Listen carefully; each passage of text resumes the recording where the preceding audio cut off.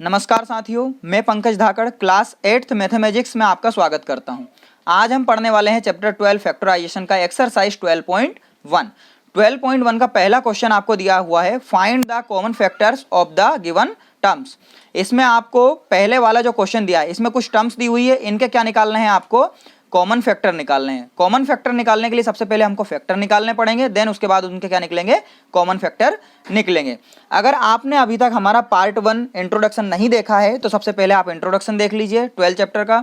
उसको देखने के बाद आपको ये वाले क्वेश्चंस इजीली समझ में आ जाएंगे। इंट्रोडक्शन में आपको बेसिक फॉर्मूलाज और आगे बहुत कुछ उसमें दिखाया गया है, तो वो आप देख लीजिएगा। ठीक है, पहला क्वेश्चन इसमें क्या दिया हुआ है, 12x, 36। तो हम देखते हैं यहाँ पर टर्म्स। तो देखिए 12 और x मल्टीप्लाई में तो ये वन टर्म हुआ, कोमा लगा, इससे सेपरेट होता है। अगला टर्म क्या है आपका 36। इन दोनों टर्म के क्या निकालना है आपको, कॉमन फैक्टर। कॉमन फैक्टर निकालने के लिए क्या निकालेंगे हम, सबसे पहले इसके फैक्टर निकालेंगे।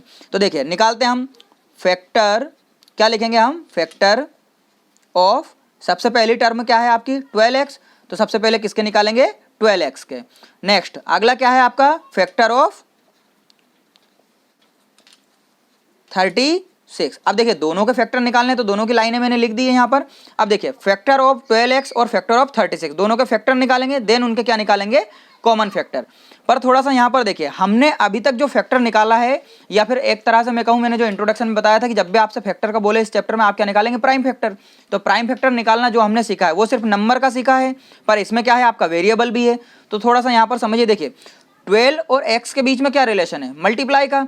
तो यहाँ पर हम देखते हैं 12 और x के बीच में क्या है, मल्टीप्लाई। तो सबसे पहले हम 12 के क्या निकालेंगे यहाँ पर, प्राइम फैक्टर। तो प्राइम फैक्टर निकालते हैं हम यहाँ पर 12 के। तो देखिए 12 के प्राइम फैक्टर क्या हो जाएंगे आपके, 2 6 जा 12, 2 3 जा 6, 3 1 जा 3। तो यहाँ पर 12 की जगह मैं क्या लिख सकता हूँ, उसके प्राइम फैक्टर लिख सकता हूँ। तो यहाँ पर 2 2 और 3 इसके क्या होंगे, 12 के प्राइम फैक्टर। तो यहाँ पर लिख देता हूँ मैं 2 × 2 × 3। तो ये तो मैंने लिख दिए हैं 12 की जगह पर।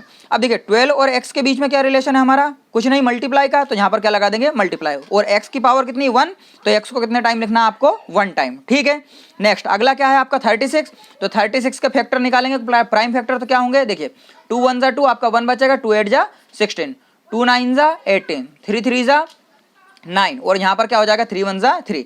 तो आपके 36 के क्या आते हैं प्राइम फैक्टर, 2 2 3 3। तो यहाँ पर क्या लिख दूंगा मैं, 2 × 2 × 3 × 3। तो इस तरह से हमने इन दोनों नंबर्स के क्या निकाल लिए, फैक्टर निकाल लिए। अब क्या करेंगे, इसके कॉमन फैक्टर क्या निकालेंगे, कॉमन फैक्टर। क्या निकालेंगे, कॉमन फैक्टर। अब बताइए कॉमन फैक्टर किसके निकाल रहे हैं, इन दोनों के। तो क्या लिखेंगे, कॉमन फैक्टर ऑफ, क्या है पहला आपका 12x और अगला क्या है 36। तो इक्वल में देखिए 2 यहाँ पर भी है, 2 यहाँ पर भी है। तो कॉमन फैक्टर में पहला क्या हो जाएगा आपका 2, 2 यहाँ पर भी है, 2 यहाँ पर भी है, तो अगला भी क्या हो जाएगा 2। 3 यहाँ पर है, 3 यहाँ पर है, तो अगला क्या हो जाएगा 3। x यहाँ पर है पर यहाँ पर नहीं है, तो दोनों में कॉमन x आपका नहीं है, तो ये कॉमन नहीं आएगा। 3 यहाँ पर है पर ऊपर इसका पेयर नहीं है, तो ये भी कॉमन नहीं आएगा। तो हमारे कॉमन फैक्टर क्या आ गए, 2 2 3। अब इनका क्या कर लेंगे हम, मल्टीप्लाई, 2 2 जा 4 और 4 3 जा 12।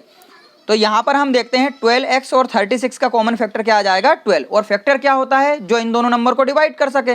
तो इन दोनों को कॉमन नंबर ऐसा कौन सा होगा जो इन दोनों को डिवाइड कर सके, वो होगा आपका 12। आई होप आपको समझ में आया होगा, इसके फैक्टराइजेशन समझ में आए होंगे।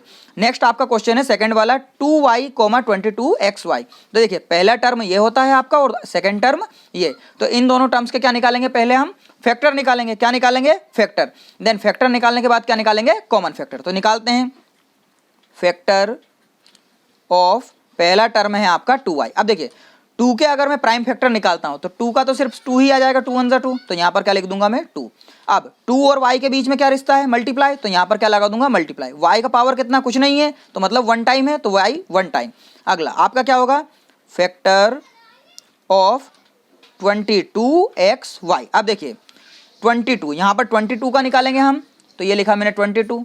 तो देखिए 2 1 जा 2, 2 1 जा 2 और 11 1 जा 11। तो 22 के क्या आए आपके, 2 और 11 आए। तो यहाँ पर 22 की जगह मैं क्या लिख सकता हूँ, 2 × 11 इनटू में। अब देखिए 22 और x के बीच में क्या रिश्ता है, मल्टीप्लाई का। तो मल्टीप्लाई लगा दिया। अगला क्या है x की पावर 1 है तो 1 टाइम, फिर मल्टीप्लाई लगाएंगे। y के बीच में कुछ नहीं, मल्टीप्लाई, तो ये भी y। अब क्या निकालेंगे हम, कॉमन फैक्टर। क्या निकालेंगे, कॉमन फैक्टर ऑफ, किसके निकालेंगे आप कॉमन फैक्टर, इन दोनों के। तो इन दोनों को लिख दीजिए 2y, 22xy, यहाँ पर एंड भी लिख सकते हैं 2y एंड 22xy, ठीक है, इससे कोई इशू नहीं है। इक्वल 2 यहाँ पर है आपका, 2 यहाँ पर है, तो क्या आ गया आपका 2, y यहाँ पर है, y यहाँ पर है, तो क्या आ जाएगा y।